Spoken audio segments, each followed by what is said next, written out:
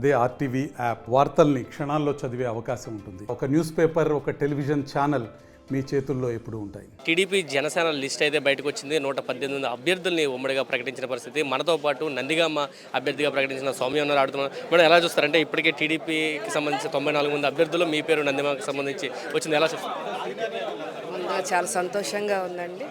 మరి టీడీపీ నందిగామ అభ్యర్థిగా ప్రకటించినందుకు మనస్ఫూర్తిగా శ్రీ నారా చంద్రబాబు నాయుడు గారికి ధన్యవాదాలు తెలియజేసుకుంటున్నాము.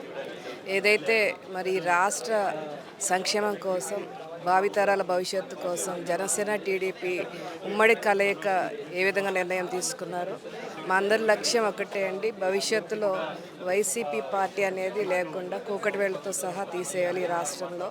అదేవిధంగా ఏ విధంగా ఒక సైకో పరిపాలన చూసామో అనేక విధాలుగా, ముఖ్యంగా అన్ని వ్యవస్థలు నాశనం చేసేసాడు, అన్ని వర్గాల్ని మరి ఇబ్బంది పెట్టాడు.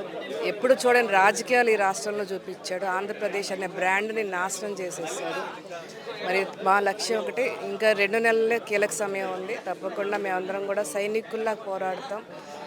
ఏదైతే మా లక్ష్యం ఉందో దానికోసం మేమందరం కూడా పోరాడి మళ్ళీ రాష్ట్రంలో చంద్రబాబు నాయుడు గారు, పవన్ కళ్యాణ్ గారు ఉమ్మడి ప్రభుత్వం తీసుకురావటమే లక్ష్యంగా పోరాడతామని తెలియజేస్తుంది. కేసీఆర్ నాని, టీడీపీ నుంచి వెళ్ళిన కేసీఆర్ నాని నందిగామలో మళ్ళీ వైసీపీ నెగ్గుతుందని కూడా ఆయన మాట్లాడుతున్నారు.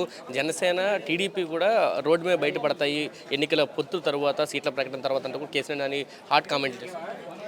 60% ఖాళీ అవుతుంది అన్నారు. 6 కూడా వెళ్ళలేదు. దాన్ని బట్టి అర్థం చేసుకోవచ్చు ఆ మాటల యొక్క అర్థం ఏంటో. అవి ఇంకెంత ముంచి ఎక్కువ కామెంట్స్. అంటే ఎటువంటి వ్యూహాలతో నందిగామలో ముందుకు వెళ్ళబోతున్నారు మీరు?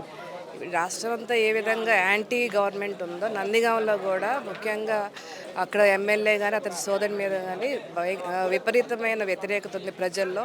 గతంలో చూడని రాజకీయాలు నందిగామలో చూస్తున్నామని, ముఖ్యంగా వసూల్ బ్రదర్స్ అని ఒక బ్రాండ్ తీసుకొచ్చారు. ఇప్పటికే చాలా వరకు కూడా ప్రజల్లో వ్యతిరేకత వచ్చింది. తప్పకుండా నందిగామ ఫస్ట్ నుంచి కూడా తెలుగుదేశానికి కంచుకోట. మొన్న ఏదైతే ఒక్క ఛాన్స్ మాయలో రాష్ట్రం అంతా కూడా ఏ విధంగా కోల్పోయామో అక్కడ కూడా పసుపు జెండాను కోల్పోయాం.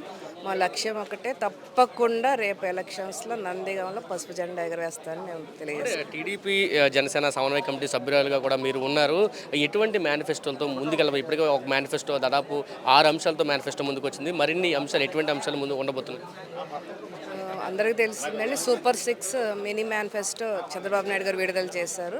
ఇది ఇప్పటికే మేము ప్రతి డోర్ టు డోర్ కూడా తీసుకెళ్ళటం జరుగుతుంది.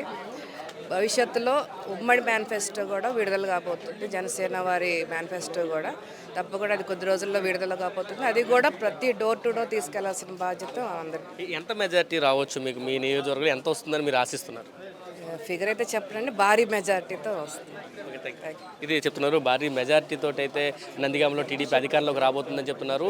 జనసేనకు టీడీపీకి సంబంధించి, వైసీపీకి సంబంధించి ఎన్ని చెప్పినా కానీ ఖచ్చితంగా అక్కడ టీడీపీ విజయడంకా మోగిస్తుందంటూ చెప్తున్నారు. జనసేన కూడా ఇప్పుడు కలిసి వచ్చే అంశంగా ఉంది. మొదటి లిస్టులో నందిగామ సౌమ్యకు సంబంధించి పేరు రావడంతో అక్కడ టీడీపీ శ్రేణులు కూడా ఆనందాన్ని అయితే వ్యక్తం చేస్తున్న పరిస్థితి. కెమెరా పర్సన్ విజయ్తో కలిసి సురేంద్ర, ఆర్టీవీ, విజయవాడ నుంచి. మరిన్ని వీడియోస్ కోసం ఛానల్ ని సబ్స్క్రైబ్ చేయండి. లేటెస్ట్ అప్డేట్స్ కోసం వాట్సాప్ ఛానల్ ని ఫాలో చేయండి. అండ్ లింక్ డిస్క్రిప్షన్ లో ఉంది.